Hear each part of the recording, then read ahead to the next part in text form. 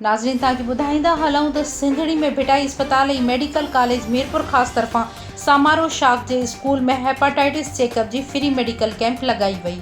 जी नाज़रीन, रिपोर्ट मोहम्मद यूसुफ दर्स के मुताबिक सिंधड़ी में भिटाई अस्पताल ऐं मेडिकल कॉलेज मीरपुर ख़ासि तरफ़ां समारो शाख जे स्कूल में हेपाटाइटिस चेकअप जी फ्री मेडिकल कैंप लगाई वई। 21 मरीज़न जी टेस्ट पॉजिटिव अची वई। रिपोर्ट मूजिब भिटाई अस्पताल ऐं मेडिकल कॉलेज मीरपुर ख़ासि तरफ़ां x ray technician Bhitai dental and medical college Tarachand बियो जी कोशिशुनि सां हेपाटाइटिस जे चेकअप जी हिकु free medical camp government boys primary school Samaro Mori में लगाई वई। टीम पारां इलाइक़े जे 339 माण्हुनि जी रत टेस्ट कई वई, जंहिंमां 21 माण्हुनि जी टेस्ट पॉजिटिव अची वियूं।